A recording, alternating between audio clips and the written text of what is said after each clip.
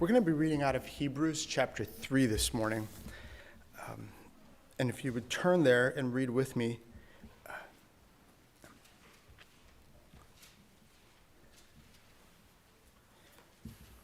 There's a lot of really interesting, unique, and relevant themes for all of us.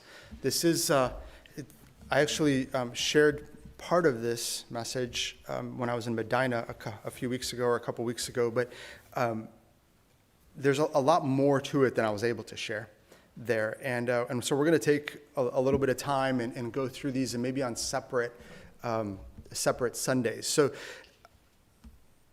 there's themes that are more theological, but the themes that are really relevant to us that bubble out of this is the idea of holding on, the danger of unbelief, and the pursuit of holiness are all kind of tied into this passage that we're going to read this morning from a personal level. And so you'll see those themes as we read together and as you listen. See if you can identify those themes, but we'll circle back on them individually. Today we're going to tackle and focus on the idea of what does it mean to hold on and hold fast. But we will circle back onto this idea of the danger of unbelief and the pursuit of holiness. But to start with, there's almost like this, I wouldn't call it a preamble. It's the very important start that we start with at the beginning of chapter 3, and it's a comparison of Christ and Moses. And we'll maybe get into that just briefly as to why that comparison is even relevant. So let's read the first number of verses here, starting with verse 1 in Hebrews chapter 3. Wherefore, holy brethren, partakers of the heavenly calling, consider the apostle and high priest of our profession, Christ Jesus. So quick stop there. We see who this thought is intended for. And it's intended for believers, not to say that those that aren't can't get anything out of this. There's some really strong, encouragements and exhortations in here. But he's speaking to believers, those that have partook of Christ, and asking them to consider the apostle, which is an interesting word, but this idea of the high priest of our profession, Christ Jesus, who was faithful to him that appointed him, as also Moses was faithful in all his house. For this man was counted worthy of more glory than Moses, inasmuch as he who had builded the house hath more honor than the house. For every house is builded by some man, but he that built all things is God. And Moses verily was faithful in all his house as a servant, for a testimony of those things which are to be spoken after. But Christ as a son over his own house. And let's just stop there for a minute.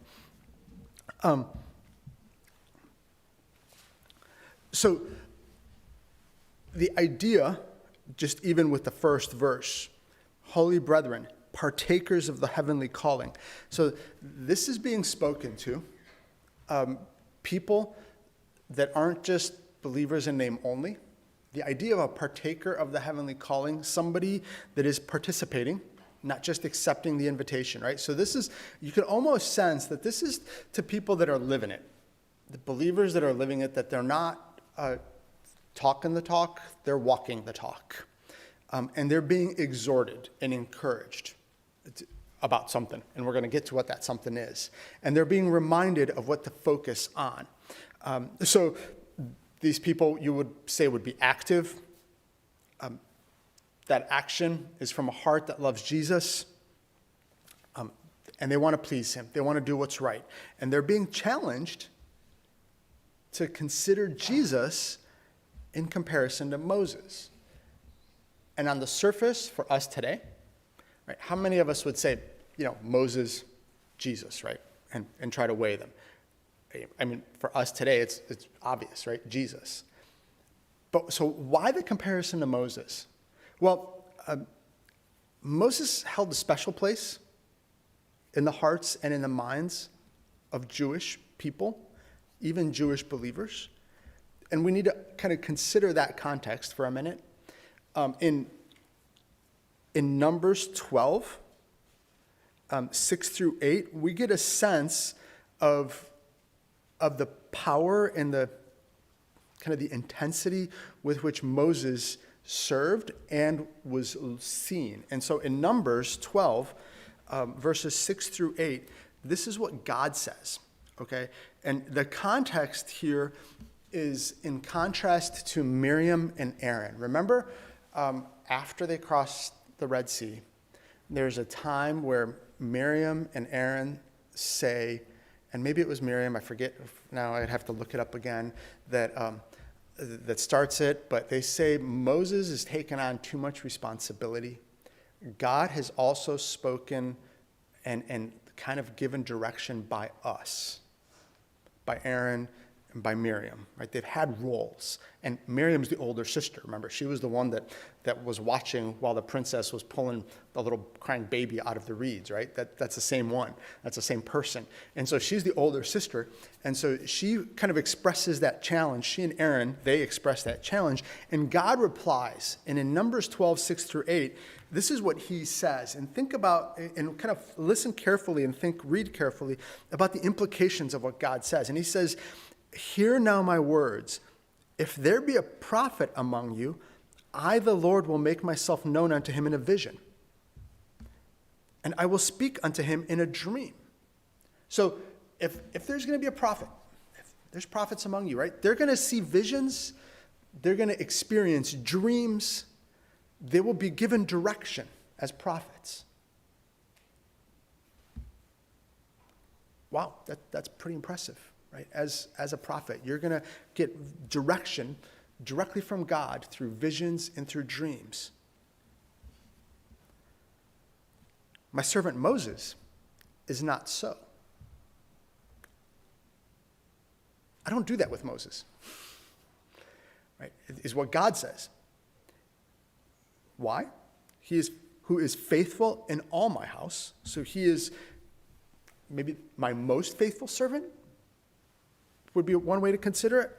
And listen what he says. He says, "With him will I speak mouth to mouth, even apparently, and not in dark speeches." So with a prophet, I'm going to grant them visions. I'm going to grant them dreams to give direction for what I'm going to be doing. With Moses, I don't do that. He is my most faithful servant. And with him, I speak directly. I talk with him.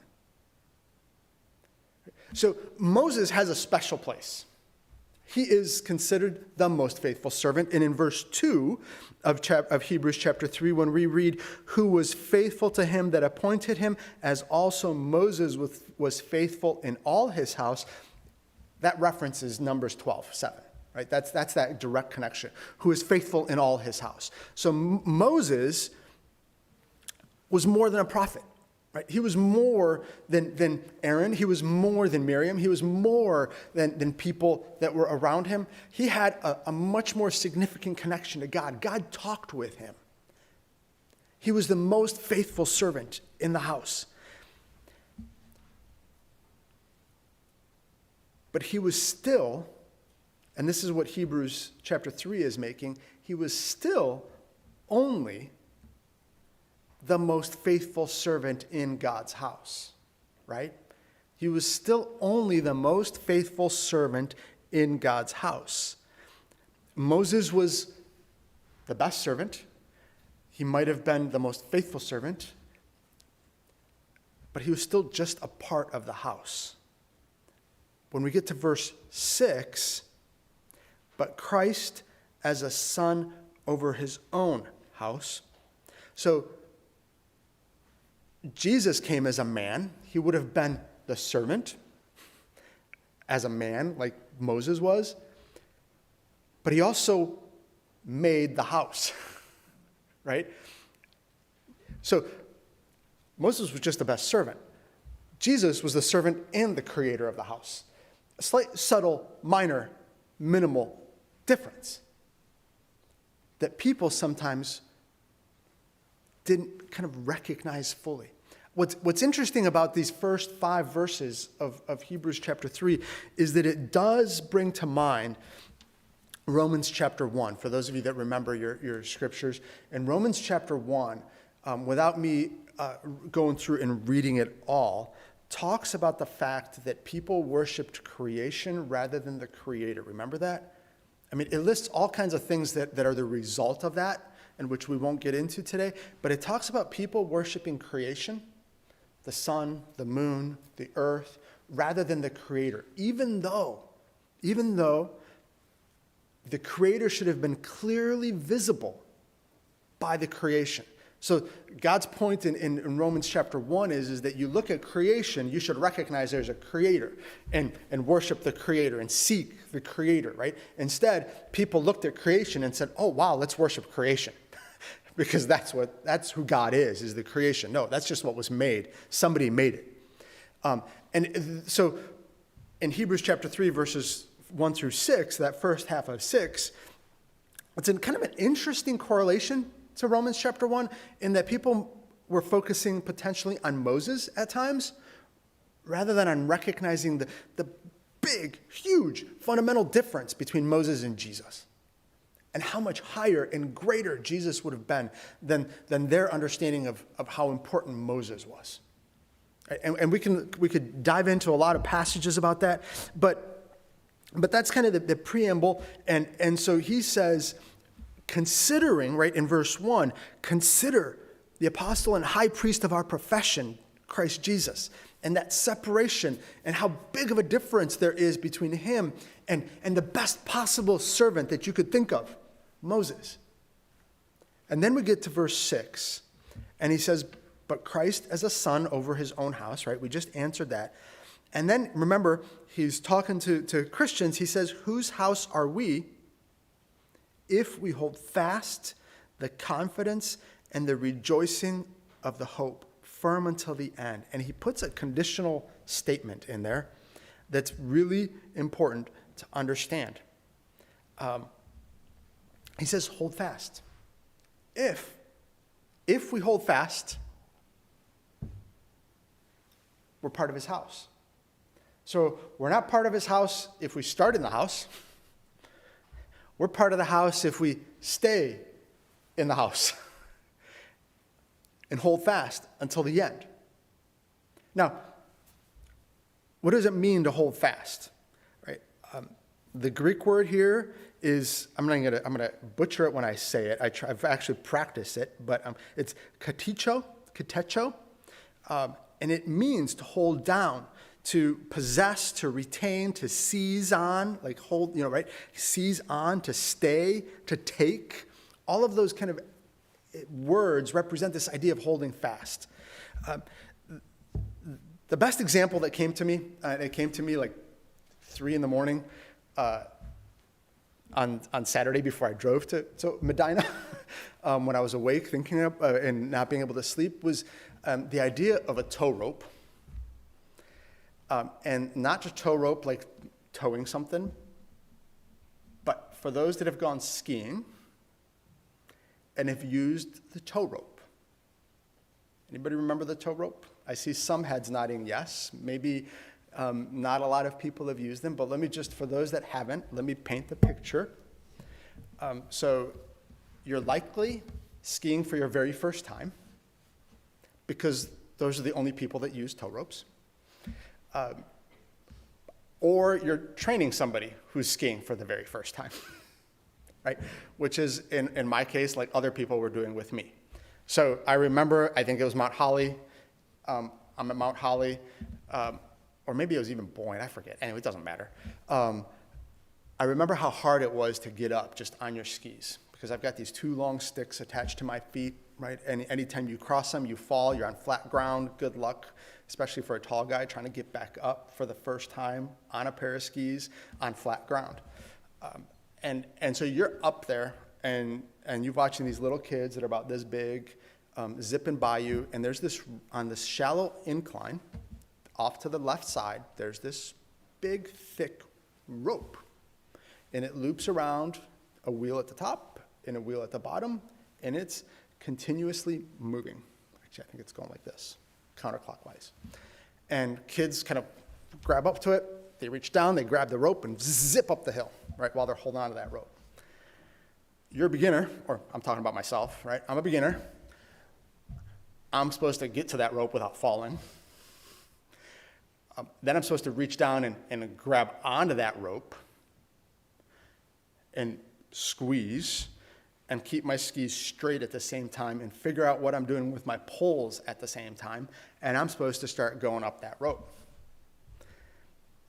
And then, if you're like me, you start to picture what happens when I fall about a quarter of the way up that rope. Because there's a bunch of people behind you holding onto that rope, and that rope doesn't stop when you fall.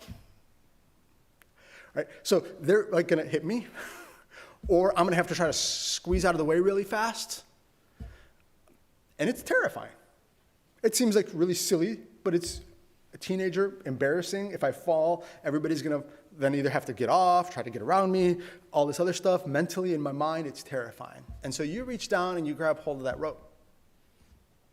And you're at the flat, kind of on the flat spot, and you've got it, and eventually you kind of start to work your way up. And you got to hold on. Now, you know what starts to happen as you're going up that hill and you're not used to holding on to tow ropes? Your hand gets a little tired because it's pulling, all 200 pounds of me up the hill, right, with that one grip. That's what it means to hold fast. And as you start to slip a little bit, the rope moves through your hand a little bit. You get a little friction. It starts to get a little hot. You're trying to squeeze even tighter. And as a young Christian at the bottom of the hill, your skis are maybe doing this. I mean, it's actually not a bad analogy for what it means to hold fast as a believer. And so we're being challenged to hold fast in verse 6. Right? To grab on. But what are we grabbing on to? Because that picture of the tow rope is easy, but what do we grab on to? And right, this is where, for all of us, this applies. What am I supposed to grab on to? Well, does verse 6 give us anything? But Christ as a son over his own house, whose house are we, if we hold fast. What are we supposed to hold fast? The confidence and the rejoicing of the hope. The confidence and rejoicing of the hope. So it's a little bit tricky. What does that mean? Right? What does it mean to, how does it say it again? If we hold fast the confidence and the rejoicing of the hope firm until the end. So what hope is our confidence in? What hope do we rejoice in? It says we're supposed to have confidence and rejoicing in hope. So what hope do we rejoice and have confidence in? What hope do we hold on to with that rope and hold fast? Well, in 2 Corinthians chapter 5, once we start reading this, you'll remember this, starting with verse 18. One of the things that we put our hope in is what God has accomplished. And so we put our hope in what God has accomplished. And so 2 Corinthians 5:18 says, "And all things are of God, who hath reconciled us to himself by Jesus Christ, and hath given us the ministry of reconciliation." So our hope, our confidence, is in what God has accomplished through Jesus Christ, right? Our hope is in our confidence is in what God has done, and that is that he has reconciled us to himself through Jesus Christ.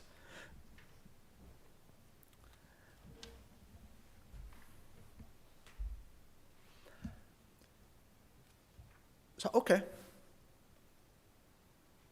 I'm confident that I'm saved by what Jesus did. That's where my hope is. That's where I'm placing my confidence. That's what I'm rejoicing in. Fair enough? I don't think anybody would argue with that. That's what I'm placing my confidence in, is in what God has done through Jesus. Easy enough.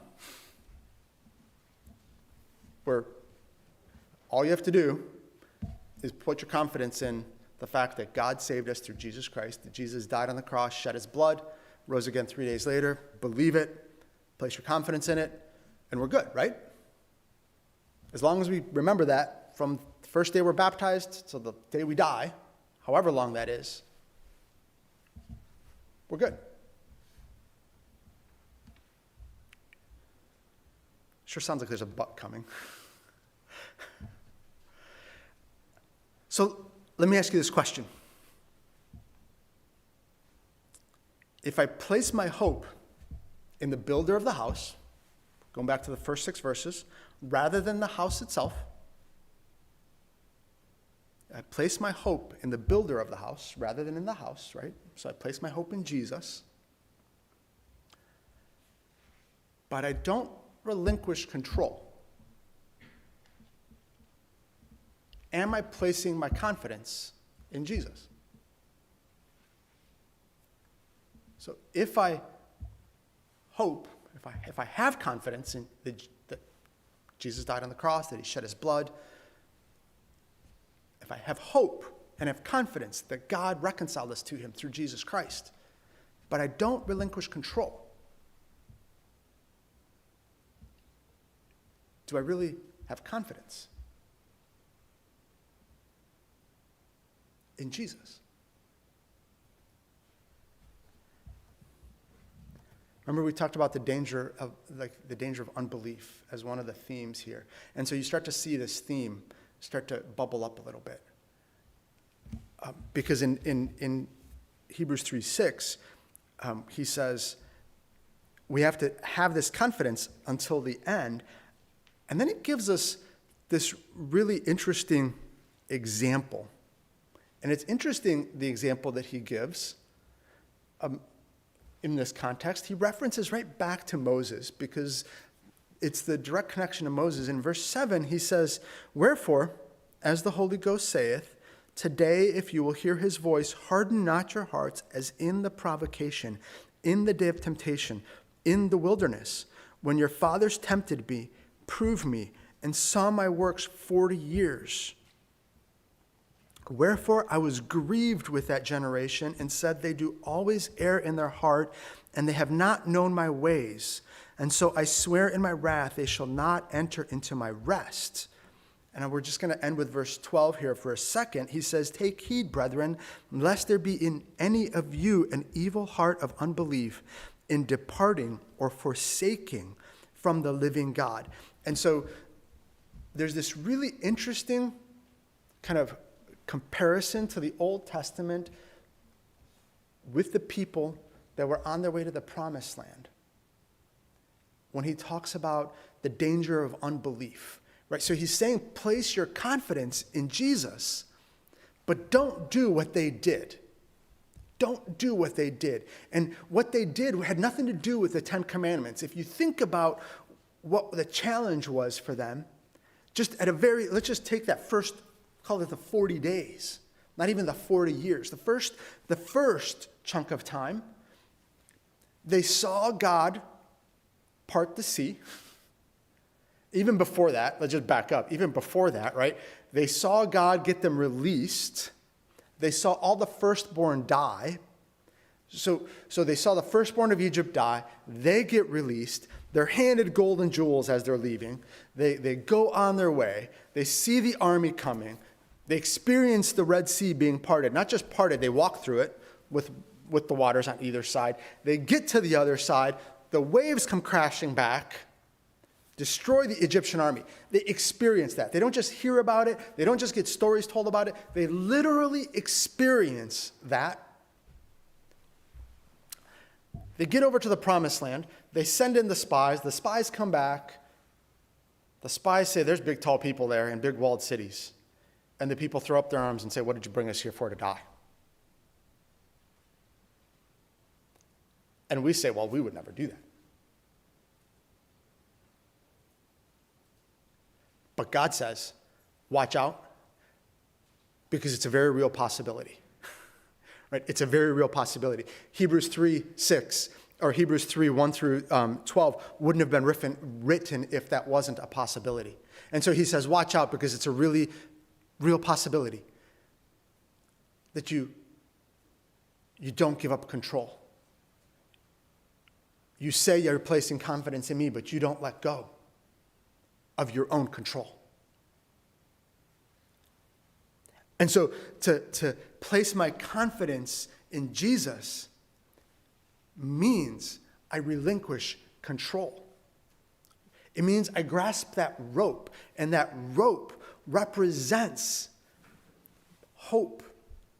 It represents that I believe that Jesus dying on the cross and shedding his blood, and if I hang on to that hope, that it's going to get me to the end, right? That I'm going to hang on to that thought. But it also means that I got to squeeze really tight. And that squeezing really tight means that I'm letting go of other peripheral thoughts and distractions and focuses. And those focuses could be relationships, right? It could be who I'm going to marry or who I'm not going to marry, or even just the thought of being married. It could be the fear of being single. It could be the aspirations for a career. It could be the size of my house or what's in my house. It can be the love of friends. It can be the enjoyment of time. It can be so many different things that start to attack our attention and weaken our hold on that rope. Right? Every one of them. Every one of them. To place my hope in the builder means I relinquish control. To trust him means I do what he says. Right? To trust him means I do what he says. If I don't do what he says, then I'm not really placing my trust in him. I'm just saying it.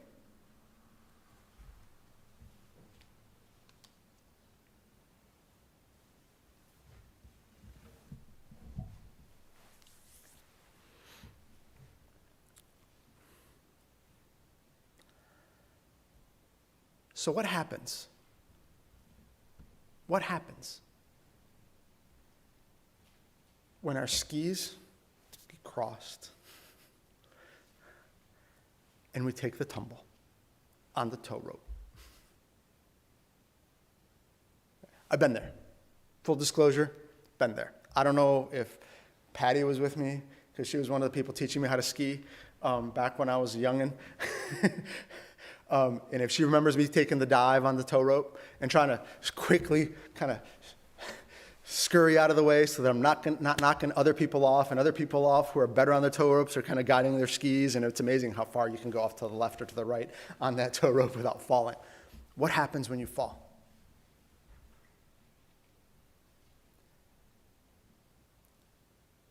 Is it over? Well, it wasn't over when you were skiing either. And it's not over if we have our confidence on Jesus. Right? What it does mean is that I have to find an opening if I'm using the tow rope analogy, I find an opening on the tow rope, get myself back up, I wait, I scurry back over, and I bend down, and I pick up that rope, and I start going again, right? Now, for those of you that have experienced everything that I'm saying, it's not that easy. Because now you've got 200 pounds of Bob, who's trying to go down the hill backwards, by the way, at this point, right? Because that's where gravity's trying to take me. And I'm trying to squeeze that tow rope even tighter to try to start on an uphill. And I got to tell you, from personal experience, it hurts. Your hands get hot. Not just hot, they burn while you're squeezing that tow rope, trying to create enough pressure really hard with your hands to take somebody who wants to go downhill backwards to try to bring them back uphill and get going.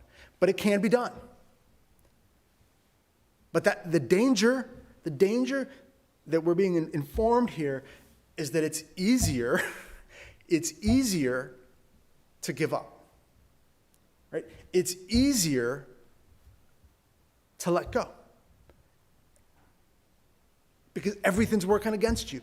Gravity, weight, slickness of the skis, picket, all of them, the friction on the rope, and the fact that I got to squeeze even harder, because it's one thing when you've got enough friction going that you squeeze and that your gloves bite and it's pulling you. It's another thing when you're starting all over again with all of those things against you. But that's why the exhortation is here about holding fast. So if I hold fast, and maybe I'm stumbling, maybe my skis are going a little bit off one way or the other, but if I'm able to hold fast, it's not I don't have to go through the starting all over again.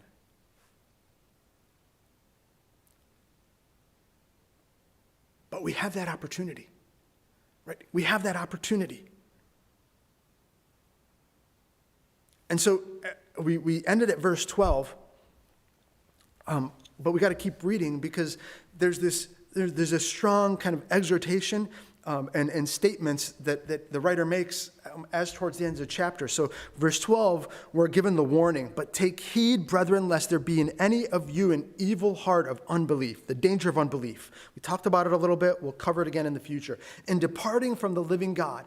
And then there's the challenge, but exhort one another daily while it is called today, lest any of you be hardened through the deceitfulness of sins. And so the challenge here, the exhortation, the lifting, the push and the encouragement to the body, like right here, all of us, right, is to be together, to spend time together, to know each other well enough to be able to lift and to hold tight and to encourage, to hold fast. Right? We're supposed to encourage each other to hold fast to our hope, right? That starts to set our lives, that hope.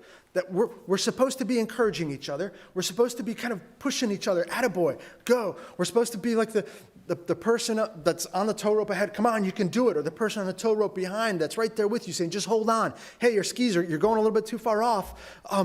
Get back over. Or yeah, you just dropped your pole. I'll pick it up for you. I'll give it to you at the top, right? There's things that we're supposed to be doing as a body.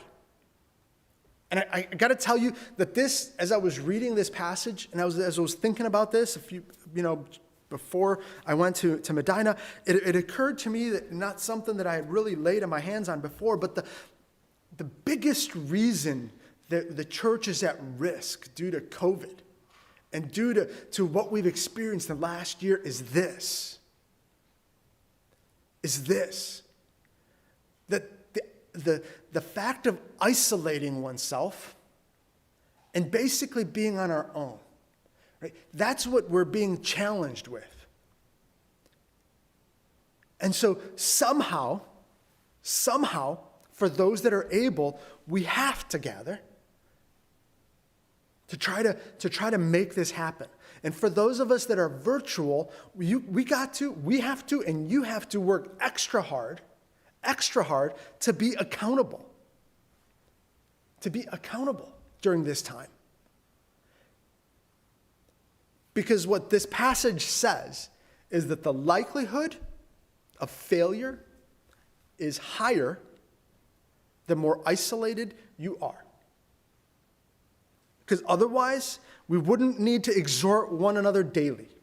So if I'm isolated and I'm separated from everybody and I don't see anybody for weeks at a time or for months at a time, or I'm okay on my own because I have my hope placed where I'm at, verse 13 wouldn't need to be here. But exhort one another daily while it's called today. That means don't wait till tomorrow or the next week. Do it today is the exhortation to us, to the body. Do it today. Why? Lest anybody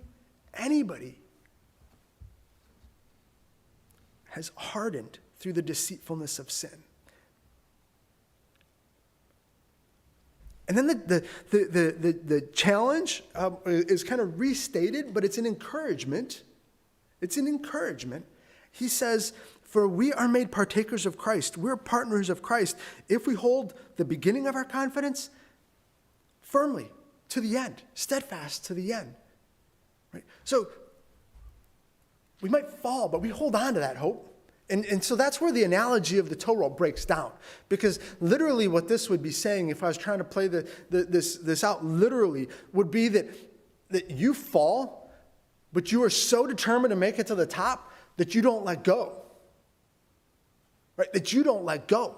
You hold on to that tow rope, and you are literally dragged up the hill, holding on with your skis acting as brakes behind you, and a pile of snow, like a reverse snowplow, happening behind you as you're going up that hill. But you are so desperate to make it to the top that you don't let go. That's what this verse in 14 says, and that's where we have to get to.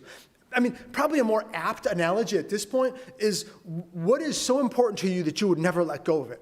An example of that would be when you hear the stories or see the video clip of somebody videoing a carjacking with a child inside and the mom hanging onto the hood and the car driving away and somebody is videotaping it. Or an example of a carjacking where somebody's driving away and the mom is grabbed onto the side window and is being driven, whatever the right word is, driven away, holding on and not letting go. Right? That's the analogy of where we need to be. That I will never let go of my confidence in Jesus Christ. I'm going to hold on so desperately to that hope that I will never let go.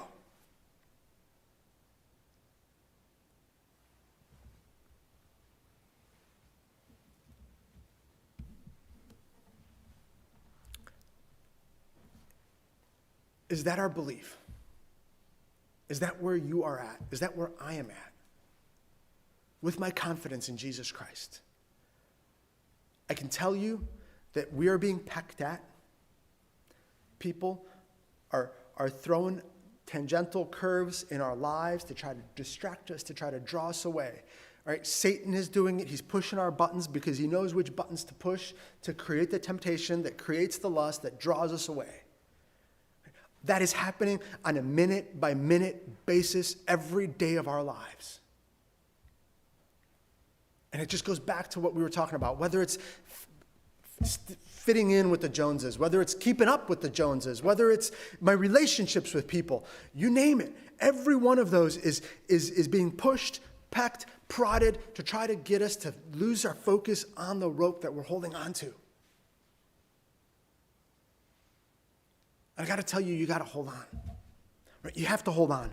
In verse 15 and through the end, we read, while it is said today, if you hear his voice, if you will hear his voice, harden not your hearts as in the provocation.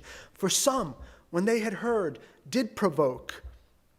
They did rebel. Howbeit, not all that came out of Egypt by Moses, but with some was he grieved 40 years. Was it not with them that had sinned, whose carcasses fell in the wilderness? And to whom sware he that they should not enter his rest, but to them that believed not? So we see that they could not enter in because of unbelief. And so the theme here, not to end on a down note, but the perspective is that there were people that were left as carcasses in the wilderness because they didn't hold on to the confidence. They didn't place their confidence in Jesus Christ. They didn't relinquish control of their lives to the Creator. Right? They chose to rebel. They chose to pick their own path, and they did not hold their confidence from the beginning to the end. Somewhere along the line, they let go and gave up. For us, as we talked about in Bible class today, which was awesome, we know that God helps, right? God helps. In essence, the implication is that when you're holding onto that rope, when it starts to get heavy and it's burning and you're like, God, I can't do this anymore, right? Somebody's there behind you pushing you and saying, here, let me take a little bit of the load off. Right? Let me take a little bit of the load off, and so you don't have to squeeze so hard. Right? God helps. God helps. So hold fast. Hold fast the confidence that we have. Hold fast on Jesus Christ. When you grab hold of that rope, don't let go. It starts to burn, it starts to slide, squeeze harder. Don't let go. What we'll follow up on is what is the details of the danger of unbelief. What does that mean? What does that look like? And then also, what does it mean literally to place my hope in Jesus Christ? What does that look like? Right? What does it mean to pursue holiness? Because that's that another layer of detail to this that to me became so profound, is that, okay, it's one thing to hold fast, but it's also important to understand what I'm being attacked with, and it's also important to understand what literally I'm holding on to. What does that look like? And what does that look like in my life? And so we'll come back to those topics at a later date. I'm thankful just for the word that I was given. Pray that it wouldn't fall on deaf ears today.